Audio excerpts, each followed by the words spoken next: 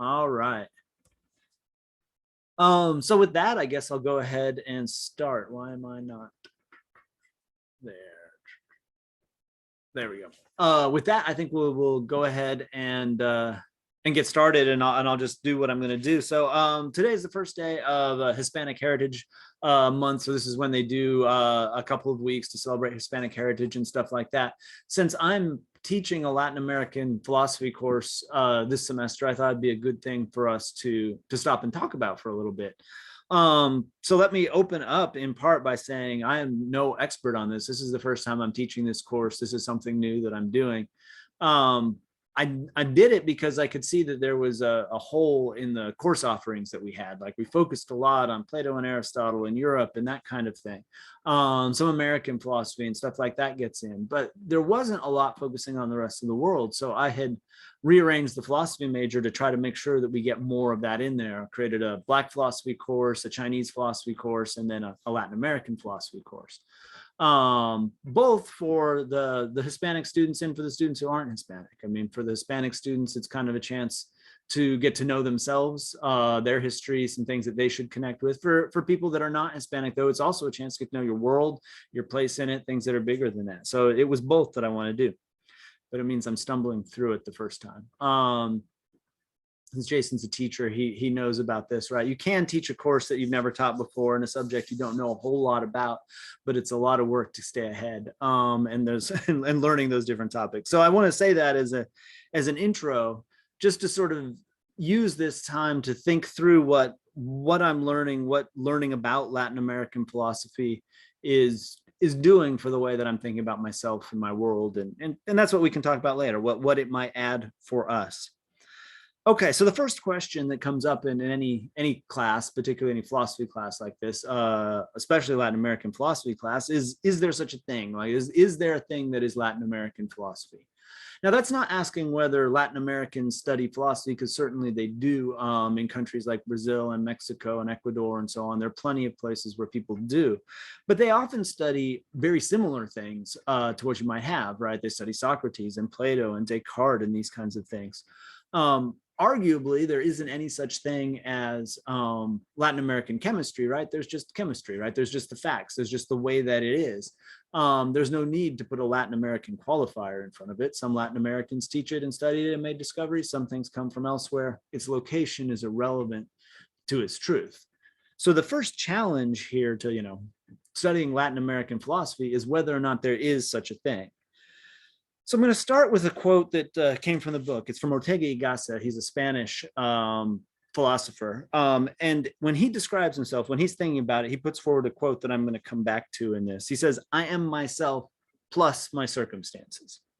I want to notice the structure of that. There's both this idea that it is himself, that there's an individual that is there, that is independent, right, of the world in a certain sense. But then he's added, right, plus my circumstances, that those circumstances also make me who I am. I'm not entirely subsumed within them, but I'm not entirely independent of them. So that's the place that he wants to start with. Okay, so let's dive in. Let's pick up little bits. One of the first surprises for me in picking up this textbook and looking at it is that it starts with some Mayan philosophy. They actually called Mexica. So this is a Native American group that was in central Mexico. I didn't think that we would be able to get that. I had assumed that it had largely been lost, that when the conquistadors came through, that they destroyed it, that whatever conversations were had, right, those were gone. Whatever had been written had been burnt, that there wasn't much to recover. But we actually do have a fair bit about this Mayan philosophy, about the way the Mayans saw the world, talked about the world, and the people who made those arguments. We get it from some of the Jesuit priests who had come through there. They were working to convert people to Christianity. They were trying to add that on. And part of that, in their understanding, was to get to know the people they were dealing with. They needed to know how they saw the world, how they interacted. So there are several works that we have that were written by Mayans who had converted to Christianity and were helping the Jesuits to understand the Mayan worldview. Okay, so what can we add here to think about the Mayan worldview? What does it bring to us? Well, one thing is that its philosophical orientation is very different than what you might find and be used to in Europe. The book characterized it as a path-driven philosophy rather than a truth-driven philosophy. Okay, what does that metaphor mean? Well, truth-driven philosophy, right, has to be one. There has to be one truth, one answer, one thing that is correct. A path doesn't require that. A path is something that works. It can work for certain people. It can work at certain times. Paths are necessarily collective. So there's got to be a group of people that are maintaining this path, that are using it, that are treading it back and forth, right, and so on. It's a tradition in a way. So this orientation thinks about things differently. Now, to some degree, I think that can be overdrawn, and we could talk about this. Like the path has to connect to the truth. The truth, pursuing the truth is a kind of path. I don't want to make too big a difference, but I think it highlights something we can think about in terms of Native American philosophy, at least the Mayans in the way that they thought of the world. The phrase that stood out that I still remember is their claim that the world is slippery, that it's easy to fall off. What this means, right, what this was getting at is something that it is easy to be too much or too little. There's a narrow balance that we need to hold on to in the world in order to keep it together. And so the world is slippery means you got to be careful. You got to walk the right path and not fall off either side. Now, for them, when we say the world is slippery, you got to keep it together, they mean that literally. They understood all of their actions to be about maintaining a cosmic harmony. We've got to balance the whole cosmos. If we get out of line, if we take too much, if we take too little, if we don't use kinds of exchanges and reciprocation with each other, right? We do something for someone, they do something for us. Gifts are an important part of that exchange. And that applies to humans, to non-humans, to plants, to animals, to rocks, to the world. So when they are creating a new field or something like that, they're understanding this as sort of giving and taking. They've got to give, right, to that environment in order to take something from it, right? They've got to share these gifts back and forth. So the paths are the ways of giving these gifts, this kind of reciprocal gift exchange that needs to happen. The Mayans understand themselves to have one path. They knew several other Native American groups in the area, and they didn't disagree with them so much as just think they had other paths, other ways of handling it, other ways of balancing these ages. Okay, so that's a basic philosophy that was in Latin America, in a section of Latin America, before we got around to Europeans even coming into this country, that there was an understanding of themselves, of gift exchange, of the universe being held together by being very, very careful in balancing the paths that everybody was on. We can also see how that went badly when the Europeans arrived. So 1521 is usually the year of when we credit the conquistadors of arriving in Mexico, taking over. I didn't notice until I started teaching this class that is 500 years ago exactly. Mexico is commemorating that at the moment, and the commemoration is both celebration and mourning to some degree. They've got both components of that in their way they're calling it. Because of course they approached the Europeans through gift exchange, through paths, through the idea that there could be more than one way. And the Europeans are coming with a Catholic worldview, with a Christian worldview, with a truth worldview. There is one way, right? There is their way. There is Catholicism, right? That is correct. And they are there to bring that, right, to the people who are there. So when we get this clash of worldviews, in a way, it's a clash of a flexible worldview, a bendable worldview, one that has made peace with its neighbors in this way, and another one that is on a colonizing path, right? That is using this idea of universality, of the truth as a way to dominate. It's helping to support, right, the colonists and their activities. All right, so let's talk about the colonists a little bit. One of the most significant events was a debate that they had in Spain, the Valladolid debate.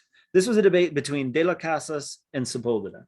All right, so these are two guys that have both been missionaries into Mexico, and they had visited various parts of Mexico.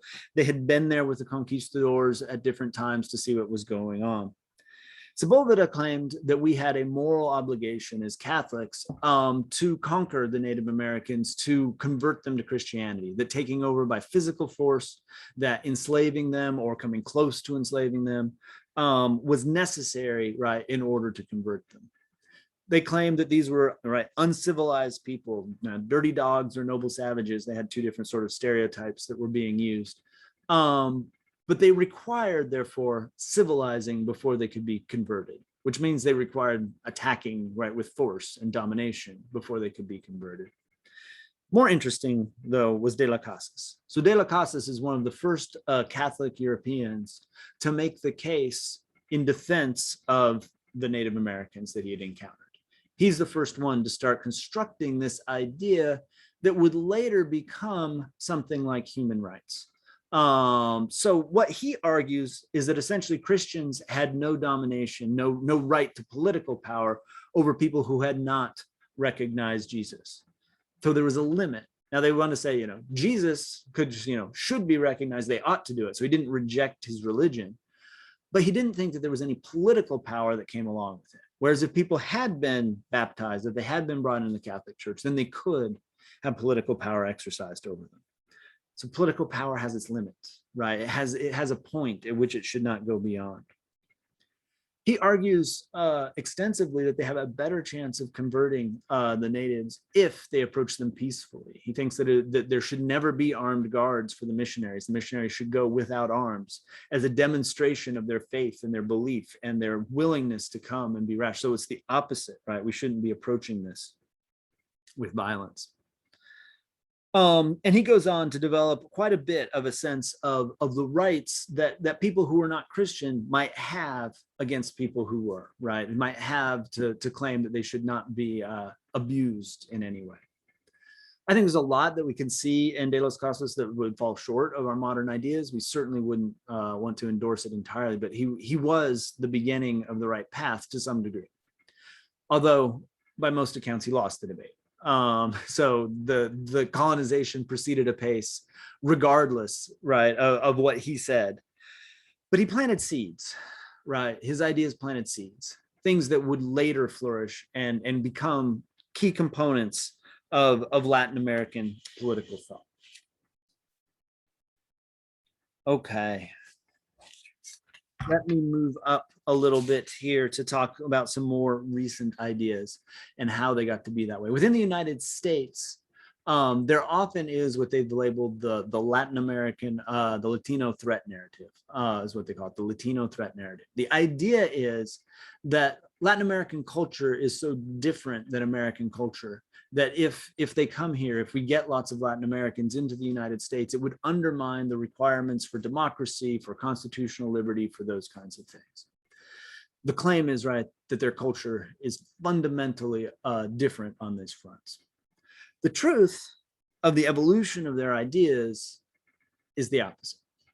That is to say, a lot of Latin American ideas, particularly the ones that fed the revolutionary movements, the movements that ended colonialism, a lot of Latin American ideas fed off of the same basic sources as the United States and France. So for the American Revolution and the French Revolution.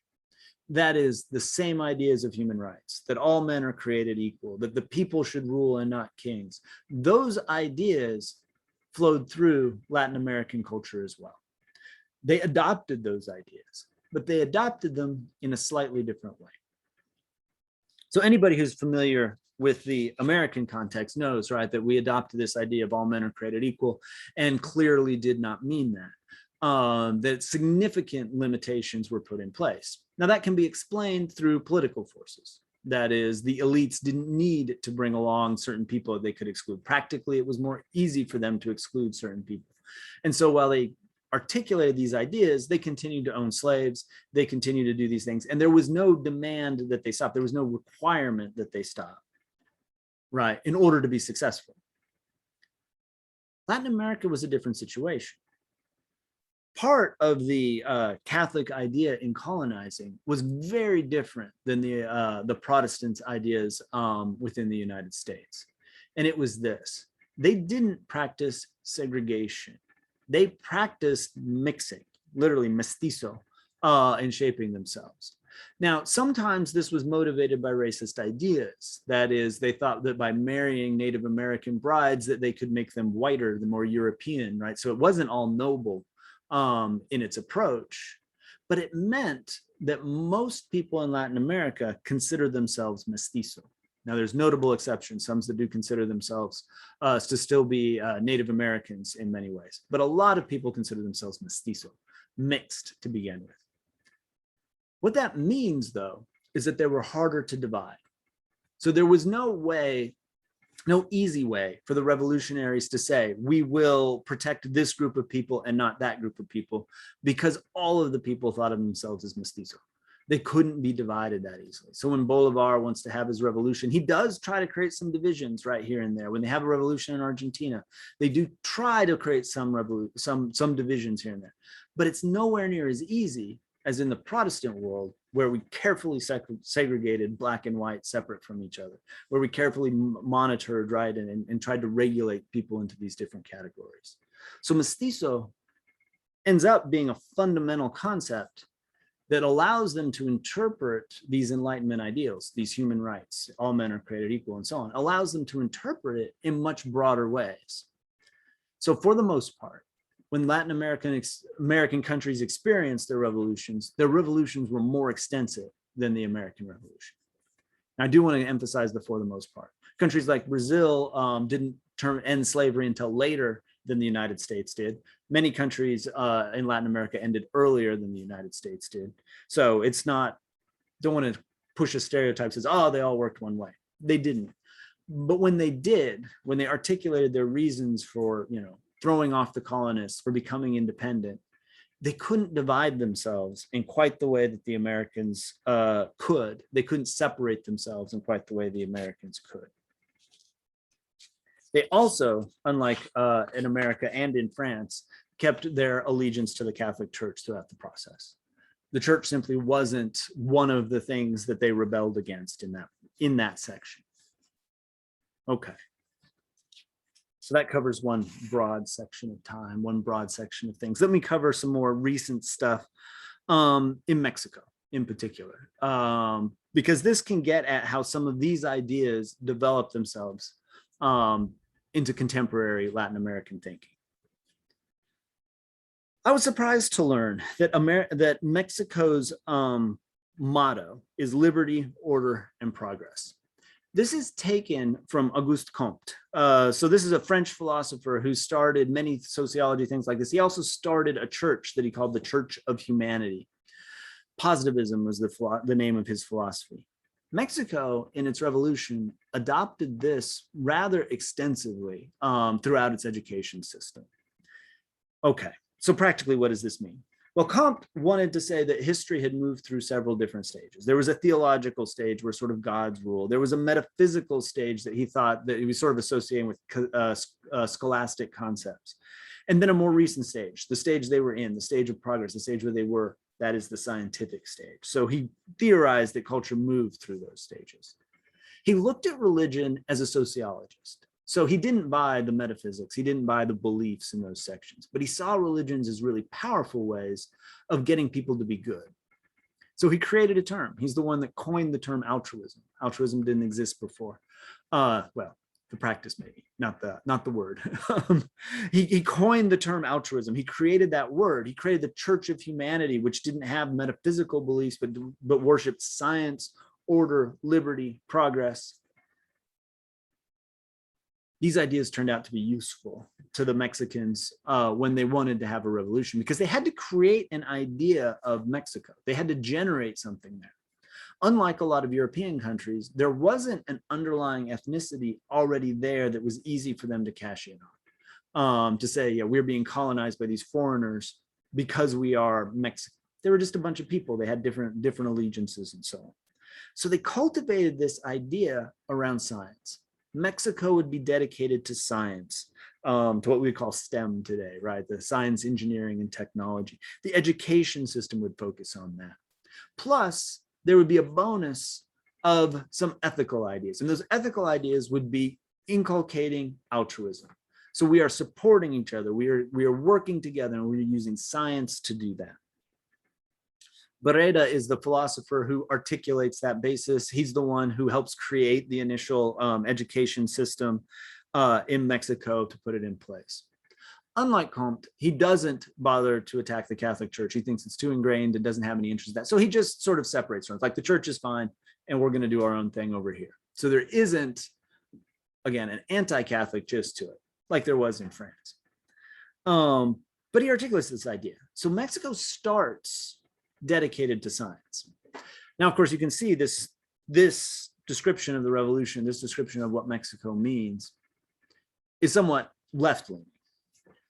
Not too long after Mexico's revolution, a right-wing dictator takes over.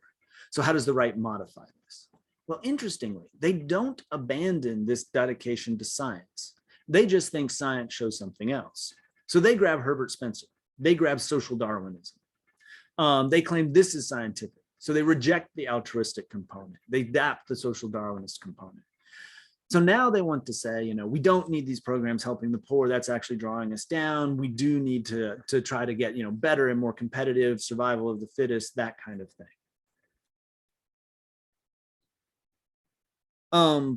They adopt the racist idea I had mentioned before, that in order to improve the native population, what they need are more Europeans to come in and interbreed, right? So this is the idea to, you know, make Mexico more European, to align themselves more in that direction by mixing marriages. Like that was the point, that was the idea. Okay, eventually the dictator falls. The Científicos were the name of the philosopher supporting them. Vasconcelos comes in after that. So he's in this environment, right, where this kind of race science is taking off, where people are paying a lot of attention to it, trying to think of different races as having purposes and hierarchies and so on. But Mexico, that's hard for them to do because they're mestizo, right? They can't come back and claim to be pure this or pure that, the way that, you know, racists elsewhere were trying to do. So Vasconcelos comes up with this clever idea. He wants to say, no, Mexico's actually in the front because they're mixed. They are la raza cósmica. That is, they're the cosmic race. They are the synthesis of the other races. The other races come together, they interbreed, they mix, and they become what he calls la raza de bronze, the bronze race that they're going to be. So I think it's an interesting modification, right? We've got the racial sciences going elsewhere, and we know about those kinds of things in this period, the racial hierarchies. But Mexico's solution, right, is essentially to say we are mixed. And that is what the future looks like. The cosmic race will necessarily be mixed. But of course, that mixedness creates a problem for Mexican philosophy to think about, for Mexican philosophy to focus on. Ramos, when he's trying to articulate an idea of actually Mexican philosophy, a separate identity, that they're not just European, but they're not, on the other hand, indigenous. They're not Mayan, they're not Aztec, they can't do that. So he describes both of those as false.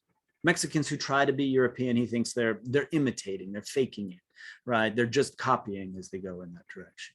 But then the ones that try to go back and say, you know, I'm Aztec, I'm Mayan, I'm something like that, they're faking that too. That's not how they've lived. It's not how they grew up. It's not what they know. So there's got to be some sort of third way, right? There's got to be some sort of third way. The word he uses, as it's translated for us, is we need to assimilate these different ideas. I think that's bad. The assimilation's got this harsh term.